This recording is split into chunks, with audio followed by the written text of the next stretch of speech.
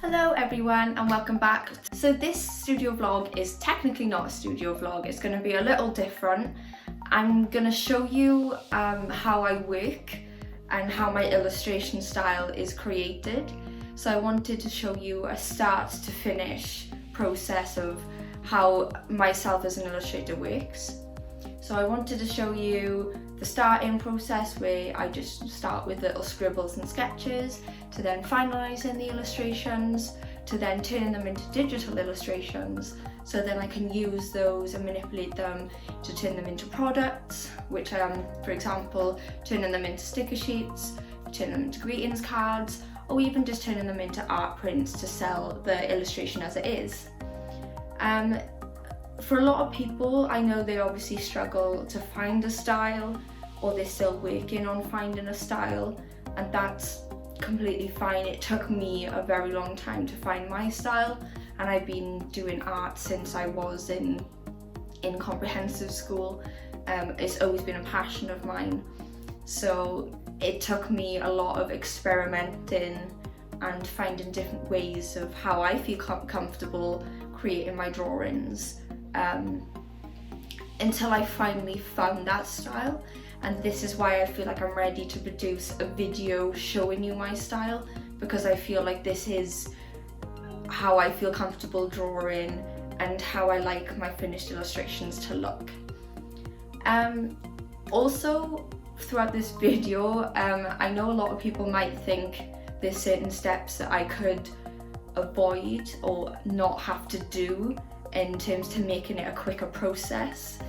So some parts of the video you might think it's a bit strange why you kind of recreating the illustration twice to turn it digitally, and I will explain throughout the video my reasoning why. It's purely just because I do like the finished illustrations when I do it this way. So I won't talk too long in the introduction. I hope you do find the video helpful, or even guideful in terms of creating your own illustrations, or even if it's just something you'd like to watch while you're drawing. Any reason to watch my video, I hope it is helpful to you. And without further ado, I'll show you and enjoy. So this is the beginning process of me starting to create my illustrations. So as you can see in the sketchbook, I've started off with just pencil sketches of the flowers, so not really too much detail at the moment, just the outlines of the flowers. And what I then do is I use fine liners to then go over the existing pencil outlines. I tend to use a larger size fine liner, so as you can see here I use a 0.8 to do all the outlining, because I quite like it to have a thick bulky outline, because when I add all the finer details then you can see that like come to life a little bit more against a thicker outline.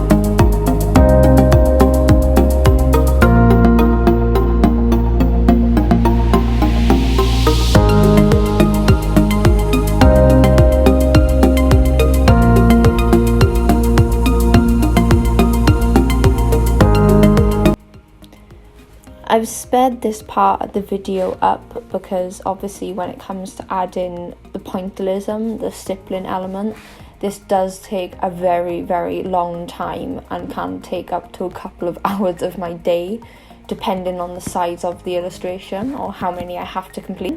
I will now add all the pointillism elements, which is where I add all the detail to the illustration. So where there'd be darker shaded areas on the petals, that's where the more dots will be. If there's more lighter areas, then that's less dots. That's where I'm creating the shadows and shading and depth to the illustration, but all in the form of tiny little dots instead. Now that I have the final illustrations completed on paper, I can now take a picture of this and open it in Procreate, which is the software that I use on my iPad. And I use the original illustrations as a template. So now what I'll do is recreate the drawing completely. So by tracing around all the outline and adding all the little dots also, so that I'm turning the traditional style illustrations that I've created into digital illustrations. And this does seem a bit strange to do, in terms of it seems like I've drawn the same illustration twice, but the reason why I do it this way is because I get more accuracy with the dots. If I use just a pointillism brush that's in Procreate, then it kind of scatters the dots all over the place and doesn't exactly place them to where I want them. So that's the reason for my longer process, is because I like to have the accuracy of myself placing the dots where I want them to, as I can determine the actual final look of the illustration and turn it into a sort of cartoony flower. Through Procreate, this is also where I add the colour, so I just do block. Okay, so now that I have the finished illustration, so all the flowers have now been coloured in as well. So what I tend to do is add just block colour. So I usually use an image to reference with the colours so that I can get it to match as accurately as I can, and add in all the colour to the flower. I like to block it because it gives it that more cartoony edge, so it's kind of like the realistic element of the flower. But then by using these bright blocky colours, this kind of gives it a more kind of cartoony illustrated look, and not so much as an actual realistic flower. And obviously I've done the same for the others also, so they're now all in full colour. So what I've done next is that what I'm going to use these for is to make them into stickers. So because I wanted to show you the process of me creating my illustrations to a final illustration, but then also creating and turning it into a product and showing you the finished process completely. So for these, I think I'm going to turn them into stickers. So to be able to do that, because at the moment they are just on a blank white background, what you need to do in the layers is I'm selected on the color layer at the moment. So you need to get rid of your background layer, so turn that off. And I've already done this step. What you will then need to do is, with a kind of thick brush, whatever sort of thick brush you prefer to use. I just use the standard brush. I put it on quite a large size, and then what I do is I go around the illustration, leaving this nice thick edge. And once you go around the whole design, then you just make sure that you need to fill in the colour so that the whole image is filled in with a white background. Now when you do this, you do need to be on a separate layer to do it. You always put it underneath the image, so that you got the image obviously at the top and then the white will be behind it. So this will kind of be like the sticker edge So when you do have stickers, it's best to have an edge so that you're not cutting it too close to the illustration, because when you do take it to the cutting machine, it could actually cut over the illustration, and then obviously it'd ruin it for becoming a sticker. So I've already done that process. So that now that we have the flowers in the sticker form, you need to make sure when you're sending it to your device. So I need to do the next step, I need to transfer it to my laptop. So what I do is I send it to my email, and then I can get onto my laptop, and then I mess about with the layout of the stickers in Photoshop.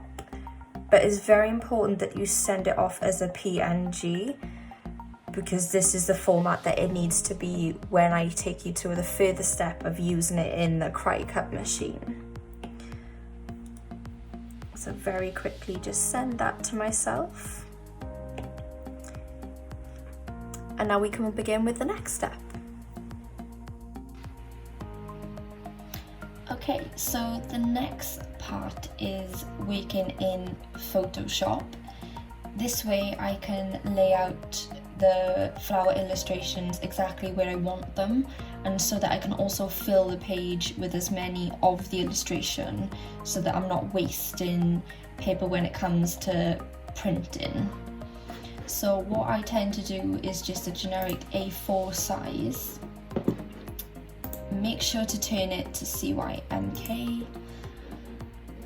Just double check everything else, that's all fine. So we'll create the new document. I've already downloaded and saved the flower file, so then I just need to open this file.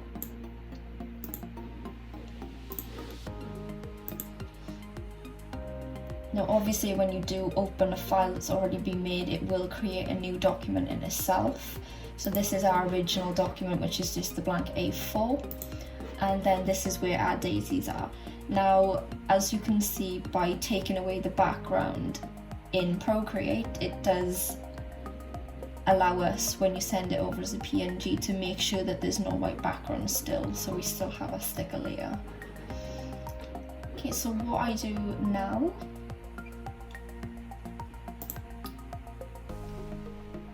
is I use the lasso tool and I just individually select each flower.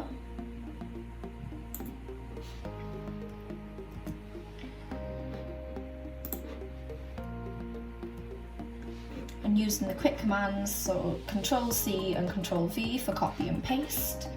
Make sure to go back to the selection tool. There we go. So now I can move about this.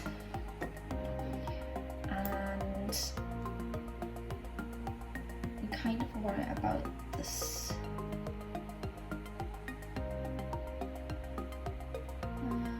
Maybe about around the 8 centimeters height size. Height. There we go. Okay, so there's that one. And what I can do now is, now that I've got that one to size, is Control-C again and Control-V, so that I have that one at that size. And then what I can do is I can do multiple. Now, it's very important to make sure to take the background off this one as well, so that, like, for example, if the background was on and you wanted to save, you could push them together too closely, and then obviously you can see that the white line is overlapping. So you need to make sure that there is still enough room that the lines ain't overlapping and they're not too close together. So we'll see if we can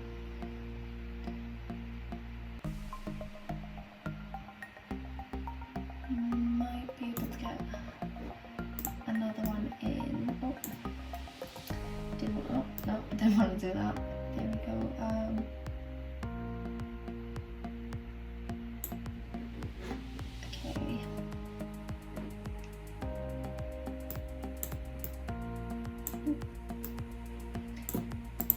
So what you can do then is, because these are all the same one, is I tend to merge them down. So obviously I can play about with the space still and kind of move them up fold them as close as I possibly can. See if I can fit a fourth one in. I don't think I am going to be able to there. No problem. Let's just mess about and see if I can do it. If it's upside down, I might possibly fit. No, it's still cutting off the, okay, no problem. So we'll just get rid of that. So we'll keep it with just those three for now. So go back into this layer. Make sure you go to select, deselect, so we get rid of that selection. Start another lasso, and let's go for this flower next. Because what I tend to do is do the larger flowers and then also do like kind of the budding of the flower. And this kind of becomes quite helpful when I make sticker sheets because they're a lot smaller, they can kind of fit in the gaps. Like here for example, because we couldn't fit a fourth one in, I can fit those little ones in there and maybe add a fourth one somewhere else. So there's this flower. So again, back to the selection. Try and get this one around the 8 Mark II, so they're about the same size. Now this one's more straight up, so this one might be easier to get 4 in a row. But we shall see.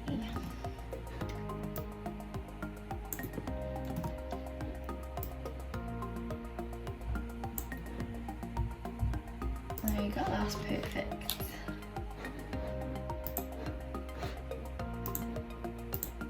Same for that one. And again, I'm gonna pop this one down here because of the way, the shape of the illustration.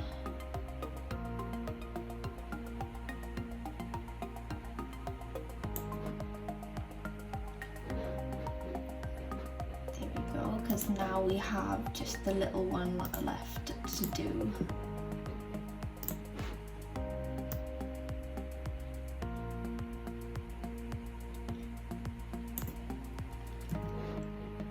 And there's plenty of room to be able to fill this one in. Because this one's already small anyway, I don't think I need to change any of the measurement in size. So what I'll do is I'll pop him here, Control and paste.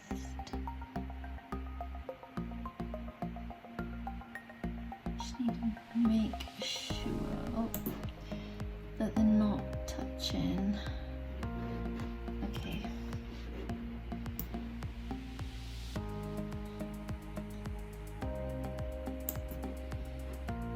There we go, and one more,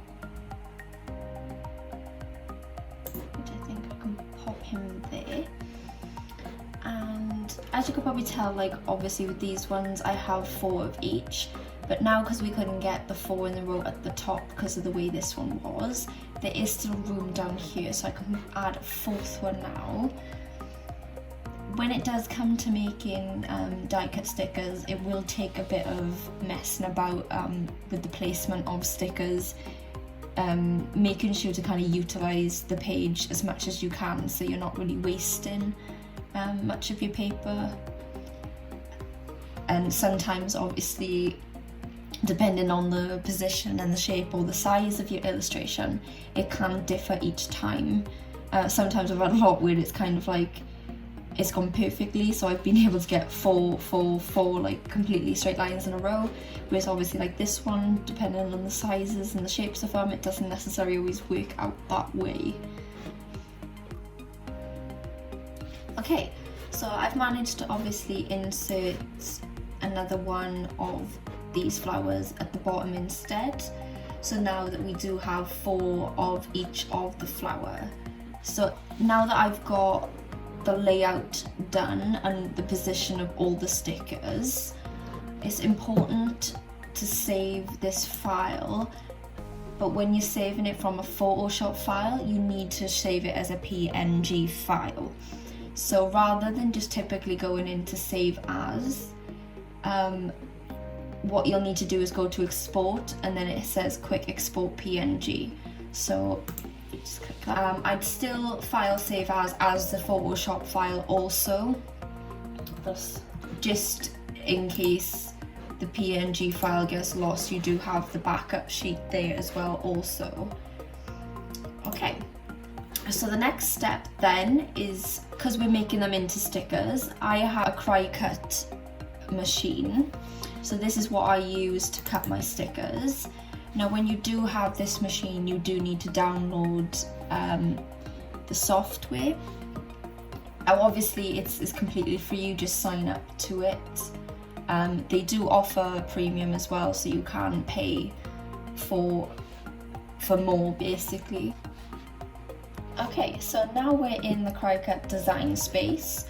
So because this is a completely new project, we do need to open the new project.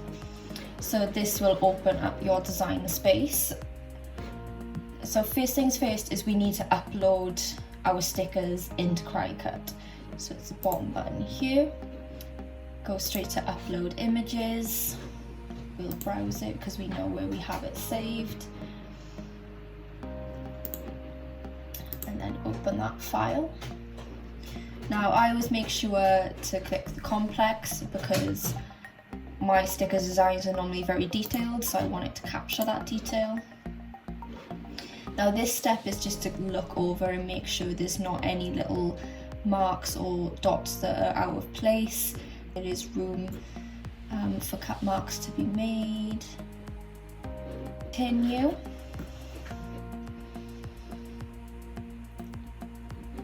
Okay, so we need to make sure it's a print then cut because we don't have the images printed yet. So what we need to do is print them and then cut them out. So then we upload that image. Okay, that's brilliant. So once you've got that, that's in your uploads now. You just select that one and insert.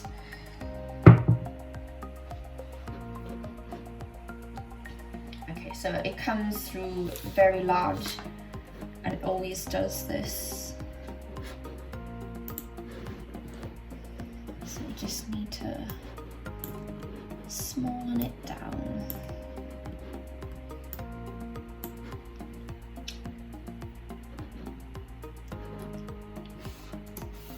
Okay, so this Cricut design space has a limit on its measurements. So what I tend to do is push it to the max as I can. So rather than resize it myself, I just input the sizes at the top. So the width is always 17.145, and then the height is 23.495. If I lock that, that's the highest measurement that you can go in the Cricut space. Because when you do use this, it will need to have a black bordered outline for the machine to follow, so it can't go right to the edge of an A4 size page, so that's why they stop it at that size, just so that there's no cut off as well. There's plenty of room on the page, but then you are still utilizing the page to as much as you can. So this is the way I do my stickers. Especially if I'm doing die cut stickers. Some people do tend to, which is very useful when you're doing planner sheets or sticker sheets, is to use the square shape instead and then input the measurements for that. So then you've got a background, you've got a sort of area space where you know you can work in, and then you can just delete that later. But it means we're doing die cut stickers, it's best to just kind of input the size anyway. So that's all fine. So then we go straight in the corner to make it. So like I said, we haven't printed them out yet. So what we need to do is we need to send them to the print. Use system dialog.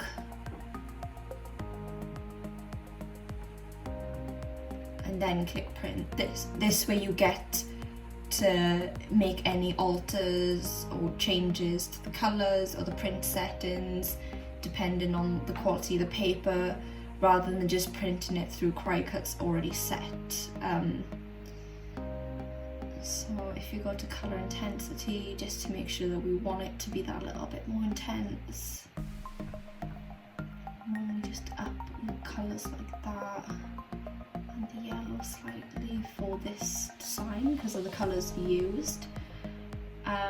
And because it's on vinyl sticker paper, it's not got a gloss as such, so what I tend to do is just select matte photo paper instead, and make sure to always select high quality print quality, just to make sure that it does capture the detail in your drawings and gives you the best print.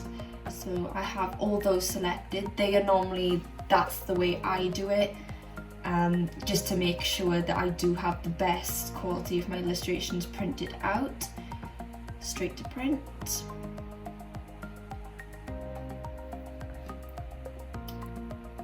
And now we have it sent to the printer.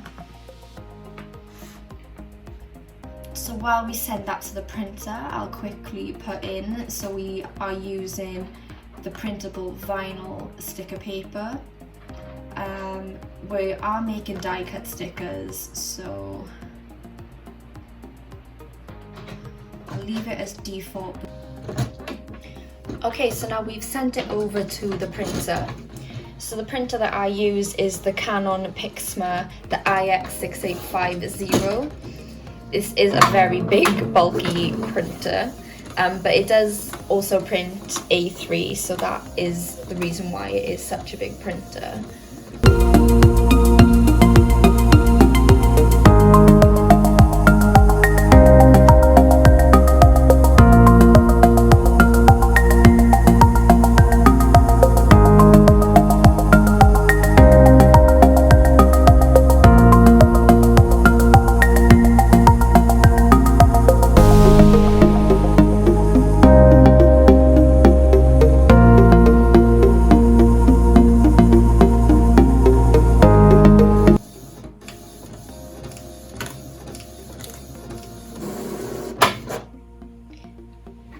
There we go, so I'll just show you guys. As you can see, when it does print out, it prints out this black border. And this is very important because this is what the machine needs to use to guide itself around to cutting out the stickers. So what I need to do next is grab one of the mats. So I'll use the fine one. There we go, so we have that mat. Make sure to use this side, or double check whatever measurements you do use on the software, that it does correspond with the mat also. So then it's just a case of lining it up as straight as you can and as close to the edges. Just lightly sticking that down.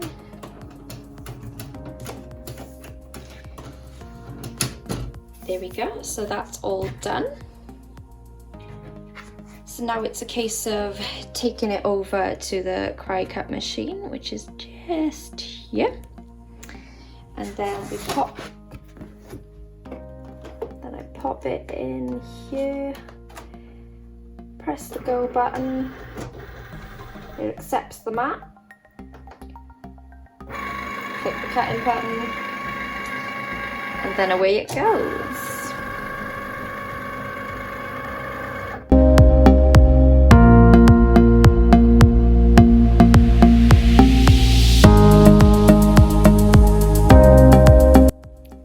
There we go, so just click this button here, so it gives you back the mat. And then we have all our stickers now cut out. If I zoom in, you can now actually see the cut mark around each of the flowers. And when you do use quite a chunky brush stroke, you are leaving yourself with a nice decent enough gap so that it does kind of, it gives you less room for error in that sense. And I don't know, I kind of like it with the chunkier edge anyway, just because I like the big outlines also. So if I'm just gonna place you guys down here. Now fingers crossed, this is the moment of truth. Hopefully it's cut all the way through. So when you do this, oh no, that's not what I was hoping for. What they do tend to do is it cuts all the way through so that you don't need to do this pulling out the thing. So, but it has pretty much gone all the way through. I think when this does kind of tend to happen quite often, it is because you need to replace the blade. It's probably not as good as what it used to be. It's probably getting a little blunt now, so I will need to change the blade. But yeah, there we go. So we have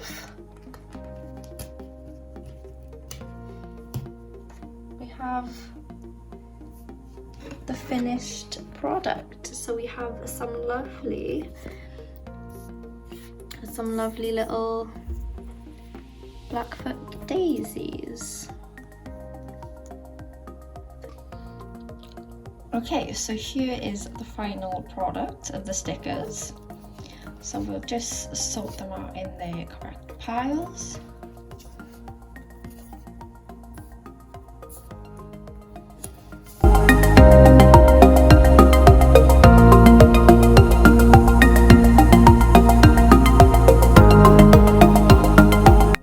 So there they all are. I'll pop them over here because I'll just show you guys how they look. So I got some sketchbooks.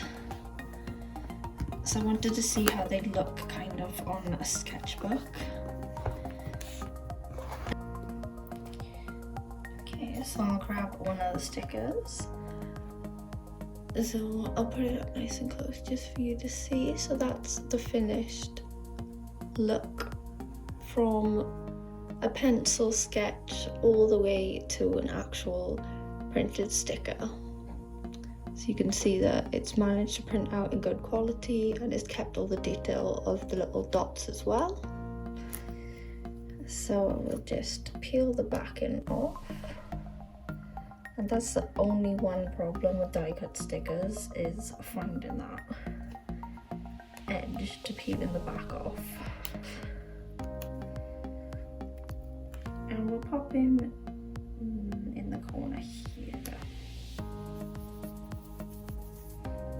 Cute. There you go, so that's how it looks if you was to put it on paper. So this is just normal paper from a notebook. And it sticks well to that. But also you can use them on the covers of books as well. So I've got, this is one of my sketchbooks, which has just got drawings of my art prints that I've done before.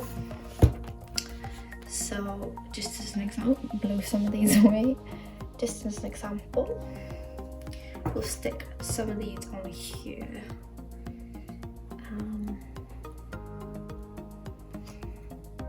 So again, trying to find that tricky edge.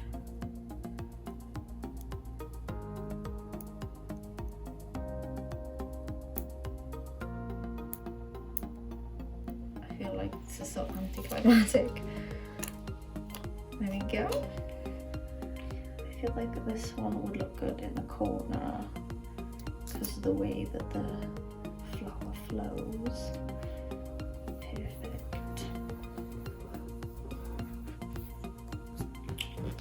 And there we go. So that's it on that book. I feel like they've come out very super cute. But there we go, that's the end of this video. So I've shown you from the beginning of me drawing out the sketches to then making a final product, which we decided on as die cut stickers. Thank you for watching, guys, and I hope you enjoy the next few videos. Bye for now.